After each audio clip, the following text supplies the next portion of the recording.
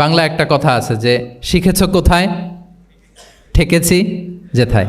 জিজ্ঞেস করছে পারি না, মনে আসে না, হঠাৎ করে যখন উত্তরটা বলে এইটা যেরকম মনে থাকে আজীবন, অন্য কিছু থাকবে না। একটু যদি ঠেকে ঠেকে পারতেছি না, বুঝতেছি না, এরপর যখন বুঝায় দেওয়া হয় ভালো করে শিখে নেই, এইটা আজীবন মনে থাকে ব্রেইনে। এই পদ্ধতিটা রাসূল সাল্লাল্লাহু আলাইহি ওয়াসাল্লাম অবলম্বন করতেন। প্রশ্ন করে অপারগ করে দিতেন, কেউ পারে না, এরপর রাসূল সাল্লাল্লাহু আলাইহি ওয়াসাল্লাম বুঝিয়ে বলতেন, সবার একেবারে ব্রেইনের মধ্যে, মস্তিষ্কে এটা গেঁথে যেত।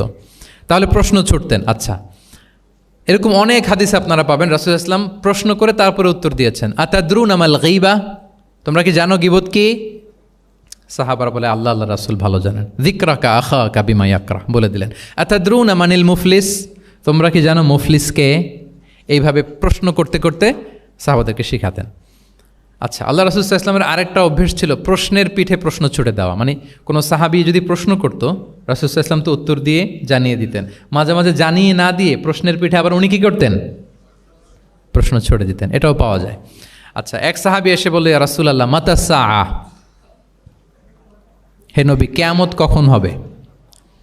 রাসূল সাল্লাল্লাহু আলাইহি ওয়াসাল্লাম কখন হবে উত্তর না দিয়ে প্রশ্ন করলেন, ওয়া মাযা আ'দাত্তা লাহা, কিয়ামতের তোমার কি প্রিপারেশন আগে ওইটা বলো। কিয়ামত কবে হবে জানার জন্য এত ব্যতিব্যস্ত, আগে বলো হোয়াটস ইউর প্রিপারেশন ফর কিয়ামা, তোমার কি প্রস্তুতি। তাইলে আরেকটা প্রশ্ন। প্রশ্নের বিপরীতে উনি উত্তর না দিয়ে উনি আবার কি করলেন? সবাই বলুন তো, উনি আবার কি করলেন? উনি নিজে আবার প্রশ্ন করলেন। তুমি জিজ্ঞেস করলে কিয়ামত কবে, তুমি বলো কিয়ামতের প্রিপারেশন কী নিচ্ছ বলো। তো সে বলে যে লা শাই ইয়া রাসূলুল্লাহ, আমার কোনো প্রিপারেশন নাই, ইল্লা আন্নী উহিব্বুল্লাহ ওয়া রাসূলাহ, শুধু একটা জিনিসই আছে যে আমি আল্লাহ এবং আল্লাহর রাসূলকে ভালোবাসি। রাসূল সাল্লাল্লাহু আলাইহি ওয়াসাল্লাম বললেন, আনতা মা আমান আহবাবতা, তুমি যাদেরকে ভালোবাসো তাদের সাথেই জান্নাতে থাকবে। আল্লাহ আল্লাহ রাসূলকে ভালোবাসো, তাদের সাথেই তুমি কই থাকবে? জান্নাতে থাকবে। তাহলে প্রশ্নের পিঠে প্রশ্ন ছুড়ে দেওয়া। এরপর একই প্রশ্নের জবাবে ভিন্ন ভিন্ন জনকে ভিন্ন ভিন্ন উত্তর দিয়েছেন রাসূল সাল্লাল্লাহু আলাইহি ওয়াসাল্লাম। এটাকে এডুকেশনের ভাষায় বলে পার্সোনালাইজেশন। কি বলে?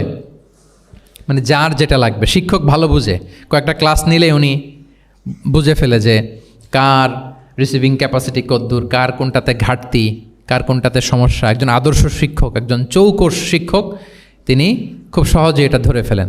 তো রাসূল সাল্লাল্লাহু আলাইহি ওয়াসাল্লাম হি ওয়াজ এ ভেরি গুড অবজারভার। তিনি বুঝে ফেলতেন যে কার কোনটায় ঘাটতি। ফলে একই প্রশ্নের উত্তর উনি এক একজনকে এক একভাবে দিতেন। কেন? Based on the need of the addressee, যার যেটা দরকার ওইটার উপর গুরুত্ব আরোপ করে, যার যেটাতে ঘাটতি আছে সেটাতে গুরুত্ব আরোপ করে তিনি এক একজনকে কী করতেন? এক এক রকম উত্তর।